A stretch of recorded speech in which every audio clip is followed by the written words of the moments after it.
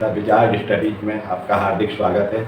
आज हम सार्वत्रिक गुरुत्वाकर्षण चैप्टर के अंतर्गत ग्रहों से संबंधित गति के जो नियम केपलर ने दिए हैं उसके बारे में अध्ययन करेंगे।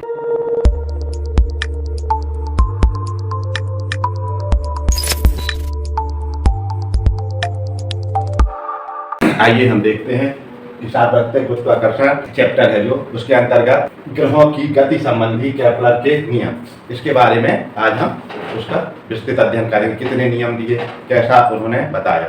तो केपलर महोदय ने बताया कि ग्रह सूर्य के चारों ओर जो चक्कर लगाते हैं वो किस प्रकार से चक्कर लगाते हैं। इसके पहले थोड़ा सा उसका इतिहास है कि सबसे पहले टॉलमी ने बताया था, वैज्ञानिक थे टॉलमी। उन्होंने बताया कि खगोल शास्त्री वैज्ञानिक, तो उन्होंने बताया कि भू केंद्रित पहले पृथ्वी स्थिर है और सूर्य उसके चारों तरफ चक्कर लगाता है। फिर उसके बाद निकोलस ने बताया कि सूर्य स्थिर है और पृथ्वी या अन्य ग्रह उसके चारों तरफ चक्कर लगाते हैं।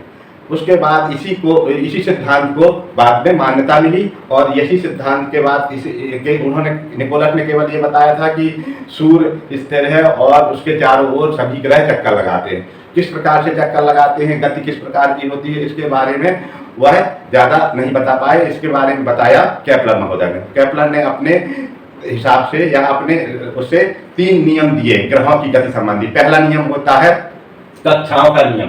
पहला नियम उन्होंने दिया कक्षाओं का नियम कि लॉ ऑफ ऑर्बिट, यानी कि ग्रह सूर्य के चारों तरफ किस प्रकार से चक्कर लगाते हैं। तो उन्होंने बताया कि सूर्य के चारों ओर सभी ग्रह, प्रत्येक ग्रह या सभी ग्रह सूर्य के चारों ओर एक दीर्घवृत्ताकार मार्ग में चक्कर लगाते हैं या अंडाकार मार्ग में चक्कर लगाते हैं। इस तरह से जो ग्रह है सूर्य के चारों ओर एक दीर्घवृत्ताकार मार्ग में चक्कर लगाते हैं। और यह इस जो दीर्घवृत्ताकार मार्ग में के जो 2 फोकस होते हैं इसमें, तो इसके एक फोकस पर सूर्य स्थित होता है। तो इसका केपलर महोदय का जो नियम है, पहला नियम कक्षाओं का नियम, वह यही है कि प्रत्येक ग्रह सूर्य के चारों ओर एक दीर्घवृत्ताकार मार्ग में चक्कर लगाता है। और इस दीर्घवृत्ताकार मार्ग के जो दीर्घवृत्ताकार कक्षा है या दीर्घवृत्ताकार मार्ग है, इसके एक फोकस पर सूर्य स्थित होता है। जो दीर्घवृत्त होता है उसमें 2 फोकस होते हैं। जैसे अपन इसमें गणित में पढ़ते हैं, दीर्घवृत्त होता है तो दीर्घवृत्त में 2 फोकस होते हैं। एक होता है ये पहला वाला फोकस F1 और ये हो गया F2। इसको नाभि भी कहते हैं, दीर्घवृत्त की नाभि भी कहते हैं। तो ये बताया केपलर ने कि जो ग्रह है वो सूर्य के चारों ओर इसी मार्ग पर चक्कर लगाता है। इस तरह के दीर्घवृत्ताकार मार्ग पर हमेशा चक्कर लगाता रहता है। और इस दीर्घवृत्ताकार मार्ग के एक फोकस पर, चाहे इस फोकस पर या इस फोकस पर, किसी भी एक फोकस पर सूर्य स्थित होता है। तो अपन ने माना ये चित्र में देख लिया कि कोई भी एक फोकस पर है तो F1 पर, ये F1 पर सूर्य है तो इसके चारों ओर ये कोई ग्रह है, ये चक्कर लगा रहा है। ये ग्रह इस तरह से चक्कर लगा रहा है। तो ये पहला नियम क्या है, पहला नियम इस तरह से लिखा गया है, देखिए इसको, कि कक्षाओं का नियम या लॉ ऑफ ऑर्बिट। प्रत्येक ग्रह सूर्य के चारों ओर दीर्घवृत्ताकार कक्षाओं या मार्ग में सूर्य की परिक्रमा करते हैं तथा सूर्य दीर्घवृत्ताकार कक्षाओं के एक फोकस पर स्थित होता है। यह ग्रहों की गति संबंधी केपलर का पहला नियम है। यानी कि इसमें ये बताया कि ये जो ग्रह हैं सूर्य के चारों ओर इस तरह से चक्कर लगाते हैं। अब एक ग्रह होता है, उसका एक निश्चित पाथ होता है, इसको पथ कहते हैं, मार्ग होता है एक ग्रह का, एक निश्चित पथ। दूसरा ग्रह है तो उसका इस तरह से, मान लीजिए एक इसका है, अब दूसरा ग्रह है तो दूसरे ग्रह का इस तरह से पथ हो जाएगा, तीसरे ग्रह का इस तरह से हो जाएगा। सबके पथ अलग अलग हैं। तो एक ग्रह के लिए ये हो गया कि एक ग्रह है, कोई ये ग्रह है तो इसके चारों ओर इस तरह। लेकिन सभी ग्रह क्या करते हैं, जो उनका मार्ग है तो दीर्घवृत्ताकार ही है और उस दीर्घवृत्ताकार मार्ग के एक फोकस पर सूर्य स्थित होता है। यह पहला नियम है। देखिए, चाहे जैसे इस तरह से तो इसका एक फोकस पर हो जाएगा, इसका जितना ये यहाँ बढ़ता जाएगा तो इसका एक फोकस यहाँ हो जाएगा, एक फोकस यहाँ, इस तरह से इसको बढ़ाएंगे तो एक फोकस इसका यहाँ हो जाएगा। तो ये यही तरह से पूरे सभी में लागू हो जाएगा कि इसका जो फोकस है वो सभी के मार्ग जो ये है अलग अलग हो जाएंगे। क्या हो जाएगा, जैसे एक पहला ग्रह है इसका ये है, दूसरा ग्रह है तो उसका अलग मार्ग हो जाएगा, तीसरा ग्रह हो जाएगा उसका अलग मार्ग हो जाएगा। तो ये, लेकिन मार्ग की जो प्रकृति रहेगी वो कैसी रहेगी, दीर्घवृत्ताकार रहेगी या ओवल शेप में, अंडाकार में रहेगी। और जिसके 2, चूंकि दीर्घवृत्त को अपन जानते हैं, दीर्घवृत्त में 2 फोकस, तो इसके एक फोकस पर सूर्य होता है। यही केपलर का ग्रहों की गति संबंधी पहला नियम है। अब अपन देखते हैं ग्रहों की गति संबंधी केपलर का दूसरा नियम, ग्रहों की गति संबंधी केपलर का दूसरा नियम। तो ग्रहों की गति के संबंध में केपलर ने जो दूसरा नियम बताया, अपने प्रयोगों द्वारा, अपने परीक्षणों द्वारा देखा उन्होंने, और उसके बाद एक निष्कर्ष पर निकले और वह एक नियम दिया, और उन्होंने एक नियम दिया। वह नियम होता है, कौन सा नियम होता है? क्षेत्रफलीय वेग का नियम, लॉ ऑफ एरियल वेलोसिटी। दूसरा नियम है लॉ ऑफ एरियल वेलोसिटी, यानी क्षेत्रफलीय वेग का नियम।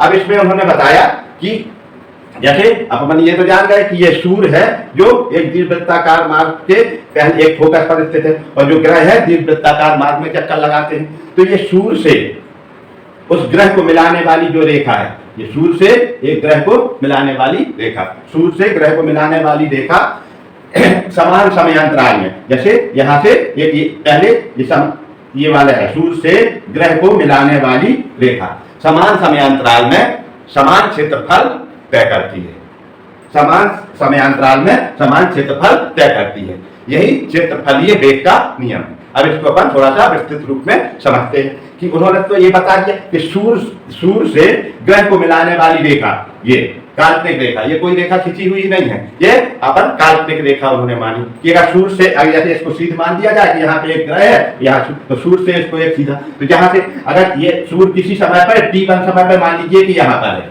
ए बिंदु पर है, और t2 समय पर यहाँ से चल के बी बिंदु पर पहुंच गया, तो ये समय अंतराल कितना हो जाएगा? t2 minus t1, t2 minus t1, t2 minus t1 को अपन क्या लिख सकते हैं? डेल्टा t, यानी समय का अंतराल। ये t2 जैसे मान लीजिए कि 5:10 पर इतना था, 5:10 पर ए पर था, तो 5:20 पर यहाँ पहुंच गया, तो कितना समय अंतराल हो गया? 20 मिनट से 10 मिनट घटा देंगे तो 10 मिनट का समय अंतराल, तो समय अंतराल। उसी प्रकार से अगर यही ग्रह, जब अभी ये क्या है, इस तरह से यहाँ दीर्घवृत्त के यहाँ पर है, अब वही ग्रह आगे चलते चलते देखते हैं कि अब ये सूर्य के पास आ गया, अब यहाँ है सी बिंदु पर, उतने ही समय अंतराल पर t1 पर मान लीजिए अपन ने देखा घड़ी के 5:10 पर या 10 मिनट, तो होता ये है आप, और पर 5:20 पर देखा कि यहाँ पर कहाँ पर पहुंच गया?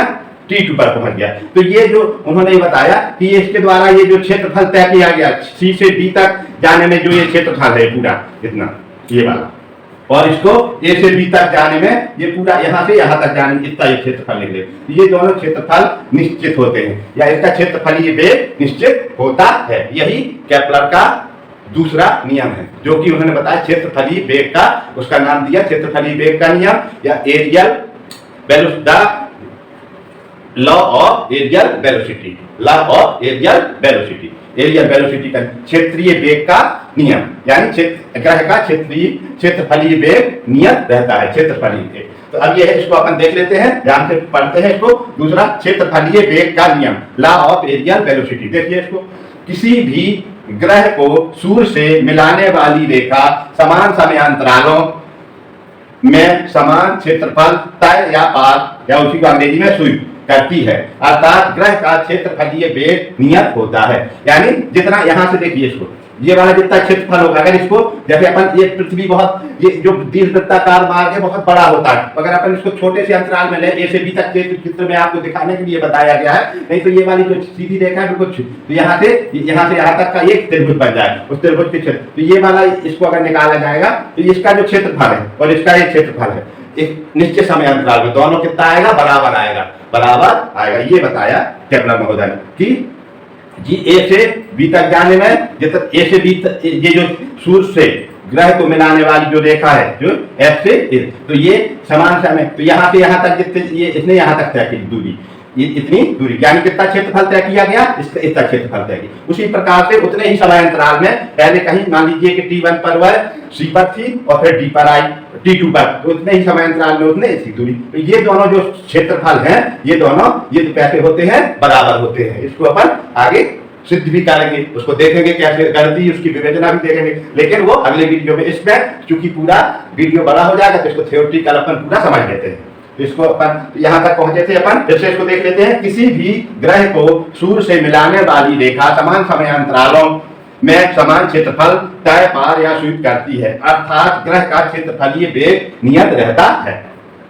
यह नियम हमको यह बताता है कि जब ग्रह सूर्य से दूरस्थ होता है, अब सूर्य से ये ग्रह क्या है, ये यहाँ पर सूर्य से दूरस्थ, ये वाली दूरी सूर्य से दूरस्थ है, तो इसका वेग कैसा होता है?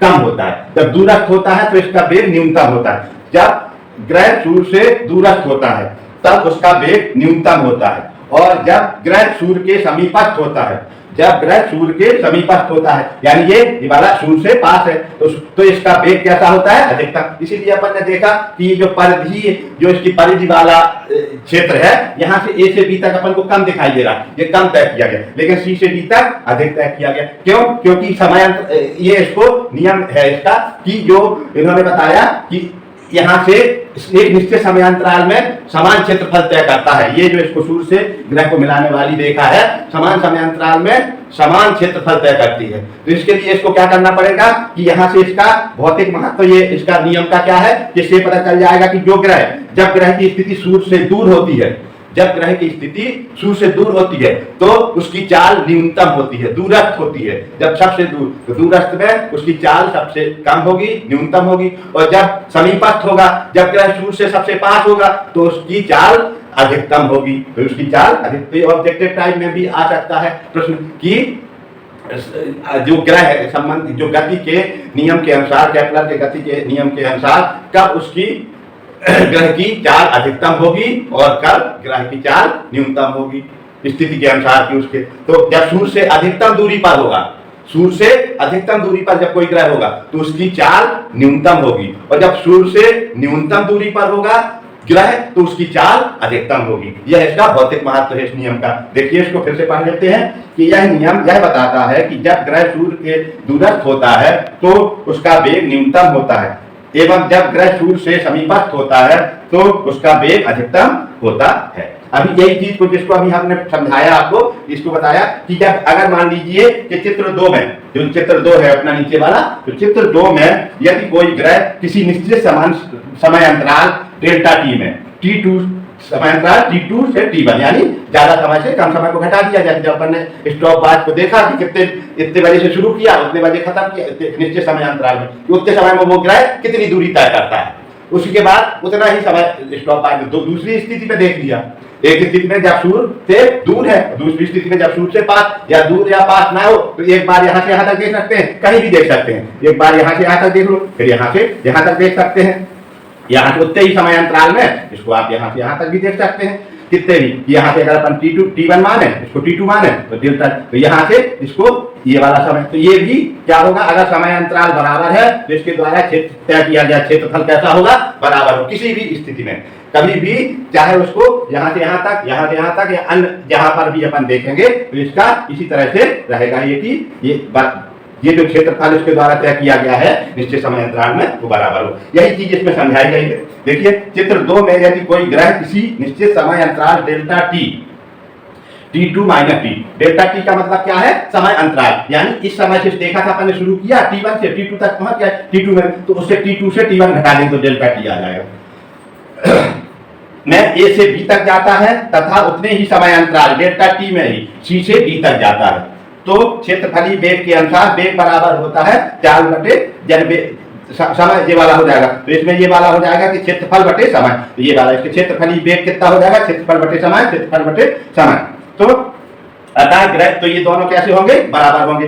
तो अतः ग्रह के द्वारा समान समयांतराल में तय क्षेत्रफल ASB CSD बराबर होंगे, यानी कि ये CSD ये जो क्षेत्रफल बनेगा, और ASB, या इसको अपन कोई मान ले, यहाँ पे P मान ले, यहाँ पे Q मान ले, तो ये PSQ, ये तीनों अगर समयांतराल बराबर है तो इसके बराबर होगा। अगर इसको अपन ये मान ले तीसरा वाला भी, तो ये भी बराबर हो। तो इस प्रकार से ये दूसरा नियम हो जाएगा। कौन सा नियम हो जाएगा, क्षेत्रफलीय वेगों का नियम। अब तीसरा एक नियम उन्होंने और दिया, केपलर महोदय ने ग्रहों की गति संबंधी एक तीसरा नियम दिया, यानी ग्रहों की गति को समझाने के लिए कि पूर्णतः अच्छी तरह से समझ में आ जाए कि ग्रहों की गति किन किन नियमों के आधार पर होती है, उसके लिए उन्होंने एक नियम दिया कि कक्षा कैसी होगी, कि जो भी ग्रह है सूर्य के चारों ओर दीर्घवृत्ताकार मार्ग में चक्कर लगाएंगे, और वह दीर्घवृत्ताकार मार्ग के एक फोकस पर सूर्य स्थित होगा, पहला नियम हो जाएगा। दूसरा नियम हो जाएगा कि जब कोई ग्रह दीर्घवृत्ताकार मार्ग में चक्कर लगा रहा है तो सूर्य को उस ग्रह से मिलाने वाली रेखा समान समय अंतराल में समान क्षेत्रफल तय करती है। दूसरा नियम हो जाएगा। तीसरा नियम है परिक्रमण कालों का नियम। तीसरा नियम है परिक्रमण कालों का नियम, law of period. Law of period. और परिक्रमण काल क्या होता है? परिक्रमण काल कहलाता है कि एक चक्कर पूरा करने में लगा समय। जैसे मान लीजिए एक ग्रह यहाँ पर है, अब ये यहाँ से यहाँ तक चला और यहाँ से यहाँ तक, यहाँ से यहाँ तक आ जाए, तो ये कितना समय लगेगा? यही कहलाएगा परिक्रमण काल। इसी को आवर्त काल भी कहते हैं। क्या है कि जब जैसे ग्रह है एक चक्कर लगाने में जो जितना समय लेता है उसको उसका परिक्रमण काल कहलाता है। तो अब अपन देखते हैं इसका तीसरा नियम कि परिक्रमण कालों का नियम। अब इसको थोड़ा सा ऊपर वाला मिटा देते हैं, मिटा के फिर अपन इसको देखते हैं। परिक्रमण कालों का नियम क्या है कि परिक्रमण काल यानी एक चक्कर लगाने में लगा समय और दीर्घवृत्त की, अब दीर्घवृत्त का इसके एक चीज और अपन को समझना पड़ेगा कि दीर्घवृत्त की जो दो अक्ष होती हैं, एक ये होती है दीर्घ अक्ष और एक होती है लघु अक्ष। तो अर्ध दीर्घ अक्ष के जो अर्ध दीर्घ अक्ष होती है इसको देखते हैं, हम अपन समझते हैं। तो उसके जो दूरी होती है उसके घन के समानुपाती होता है इसका जो आवर्त काल या परिक्रमण काल का वर्ग होता है। तो इसको अपन देख लेते हैं, इसको मिटा देते हैं कि जैसे ग्रह है परिक्रमण कालों का नियम में अपन को समझ लेना है थोड़ा सा कि तीसरा नियम है परिक्रमण कालों का नियम। इसको ऊपर लिख लेते हैं। तीसरा जो नियम है परिक्रमण कालों का नियम, परिक्रमण कालों का नियम या इसी को आवर्त कालों का नियम भी कहते हैं। आवर्त काल का परिक्रमण काल का नियम या आवर्त काल का नियम। अगर इसको पूरा परिक्रमण काल ना लिखे, परिक्रमण काल का नियम या आवर्त काल का नियम। अब इसमें उन्होंने ये बताया तीसरे नियम के अनुसार, तीसरा नियम बताया कि जैसे सूर्य है, यहाँ पे मान लीजिए सूर्य है, ये अभी बना था सूर्य अपन ऐसे हो गया। अब ये सूर्य, अब सूर्य से चारों ओर ये ग्रह चक्कर लगा रहा है, कोई ग्रह है यहाँ पे ये चक्कर लगा रहा है। अब क्या बताया कि सूर्य जो एक चक्कर लगाने में, कोई भी ग्रह का एक चक्कर लगाने में जो समय है, एक चक्कर लगाने में जितना समय लगता है उसी को उसका परिक्रमण काल कहते हैं। तो परिक्रमण काल का वर्ग जो इसकी दीर्घ अक्ष होती है, अब इसकी दो अक्ष होती है, एक ये अक्ष हो गई और एक अक्ष हो गई। एक अक्ष कहलाती है दीर्घ अक्ष और एक कहलाती है, जब ये बड़ी है तो इसको कह देते हैं दीर्घ अक्ष। इसको कौन सा कह देते हैं? दीर्घ अक्ष। और ये वाली है लघु अक्ष, इसको कहते हैं लघु अक्ष। ये दीर्घवृत्त की दो अक्ष होती है, एक हो जाती लघु। तो ये जो परिक्रमण काल का वर्ग होता है, परिक्रमण काल अगर मान लीजिए अपन ने मान लिया कि टी है, टी, तो परिक्रमण काल का वर्ग टी स्क्वायर इस प्रोपोर्शनल टू किसके समानुपाती होता है? ये जो इसकी दीर्घ अक्ष की अर्ध दीर्घ अक्ष की लंबाई के समानुपाती। ये अगर मान लीजिए आर है, अर्ध दीर्घ अक्ष की लंबाई कितनी है?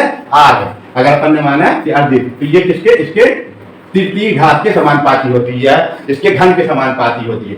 ये है केपलर का तीसरा नियम। केपलर का तीसरा नियम क्या है?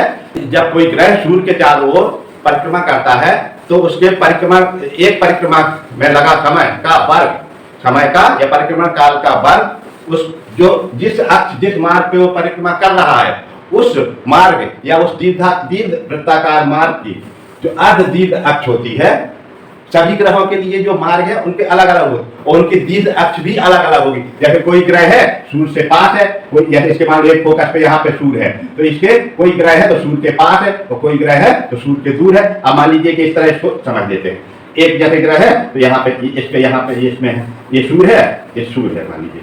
अब कोई ग्रह है तो इसका मार्ग ये है, कोई दूसरा ग्रह है तो उसका मार्ग ये है, तीसरा ग्रह है तो उसका मार्ग ये है। तो इनकी जो दीर्घवृत्तीय का, तो इनकी सबकी अक्ष जो होगी ये कैसी होगी कि ये जो अर्ध अक्ष होगी, अर्ध दीर्घ अक्ष होगी, इनकी लंबाइयां सबके लिए अलग अलग होगी सबकी। कोई एक ग्रह के लिए दूसरी होगी, दूसरे ग्रह के लिए दूसरी होगी, सबके अलग अलग होगी। तो इसके हिसाब से अपन को इसको समझना और इसको लिख लेना है। तो अपन इसको लिख के बताते हैं और समझाते हैं आपको। किसी भी ग्रह का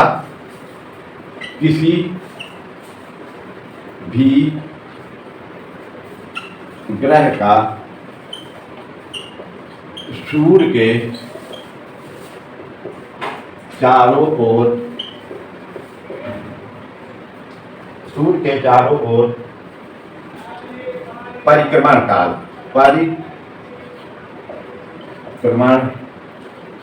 परिक्रमण काल माने एक चक्कर लगाने में लगा समय, एक चक्कर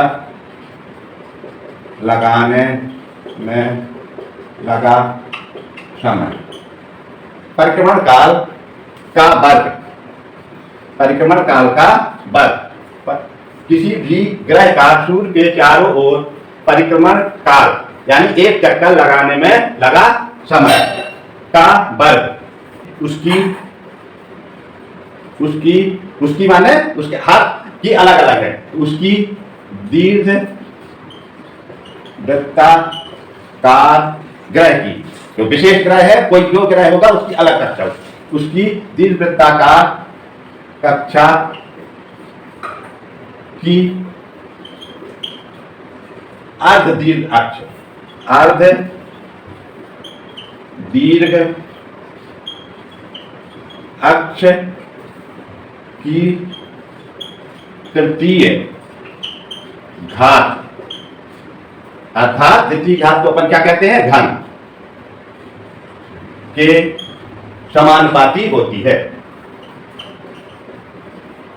समानुपाती होता परिक्रमण काल ये बात। पर ये है केपलर का तीसरा नियम। ये कौन सा नियम है? केपलर का तीसरा नियम है कि उन्होंने ये बताया तृतीय घात के समानुपाती होता है, जो आवर्त काल है, परिक्रमण काल है, होता है शब्द ज्यादा उचित लग रहा है। तो इसको देख लेते हैं, एक बार फिर से समझ लेते हैं। इसको जो अगर मान लीजिए कि आवर्त काल या एक चक्कर लगाने में लगा समय कितना है, टी है, एक चक्कर लगाने में लगा समय, यदि एक चक्कर लगाने में लगा समय टी है, तो आवर्त काल या परिक्रमण काल कितना हो जाएगा, टी। और इसकी जो अर्ध दीर्घ अक्ष है, दीर्घ अक्ष की आधी, अर्ध दीर्घ अक्ष है जो, तो उसकी अगर लंबाई r है तो उसके तो इसका तो जो समय है, तो इसका समय का जो वर्ग है, समय का वर्ग समानुपाती होता है किसके, उसके अर्ध दीर्घ अक्ष की तृतीय घात के समानुपाती होता है, या उसके घन के समानुपाती होता है। यही क्या है, केपलर का तीसरा नियम है ग्रहों की संबंधी। इसकी जो गणितीय विवेचना है उसको हम अगले वीडियो में देखेंगे। अभी केवल अपन को यह समझना है कि इसका थ्योरेटिकल क्या कौन कौन से नियम है, नहीं तो वीडियो क्या हो रहा है, बहुत बड़ा हो रहा है। तो वीडियो बड़ा हो रहा है और फिर उसके अभी द्वितीय नियम का भी व्युत्पत्ति करेंगे अगले वीडियो में, और तृतीय नियम को भी हम लोग देखेंगे। धन्यवाद।